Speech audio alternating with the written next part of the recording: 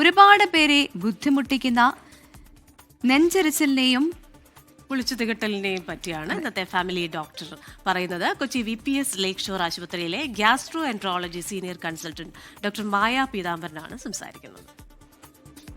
Family doctor supported by VPS lake shore.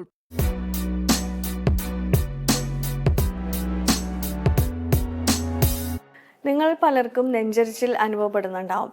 അതുപോലെ നമ്മൾ കഴിച്ച ഭക്ഷണത്തിൻ്റെ ടേസ്റ്റ് മേലേക്ക് വരിക, പുളിച്ചു തകട്ട, ഇതൊക്കെ വളരെ അധികം ആൾക്കാർക്ക് ഉണ്ടാവാറുണ്ട്. ഇത് പലരും ഇതിനാവശ്യമായ ഗൗരവം കൊടുക്കാറില്ല. ഇത് നമ്മൾ ഗ്യാസ്ട്രോ ഇസോഫേജിയൽ റീഫ്ലക്സ് ഡിസീസ് എന്നാണ് പറയുന്നത്. അതായത് നമ്മുടെ ആമാശയത്തിൽ നമ്മുടെ ദഹന പ്രക്രിയയ്ക്ക് വേണ്ട ആസിഡ് തികട്ടി മേലെ അന്നനാളത്തിൽ വരുമ്പോഴാണ് ഈ ഡിസ്കംഫേർട്ട് നമുക്ക് ഉണ്ടാവുന്നത്. അത് പലപ്പോഴും ആ അന്നനാളം ആമാശയം ചേരുന്ന ഭാഗം കുറച്ച് ലാക്സ് ആയിരിക്കുമ്പോൾ ഭക്ഷണം അല്ലെങ്കിൽ വയറ് നിറഞ്ഞു കഴിയുമ്പോൾ ഇത് മേൽപോട്ട് തികട്ടി വരുന്നതാണ്.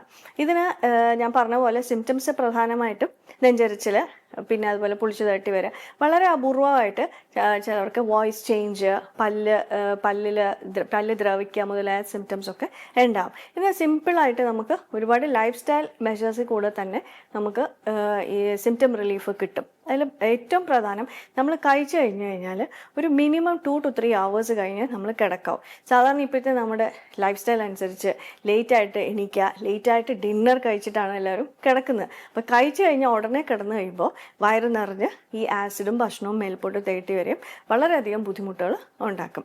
അവോയ്ഡ് ചെയ്യേണ്ട ചില ശീലങ്ങളുണ്ട്, ചില ഭക്ഷണങ്ങളുണ്ട്.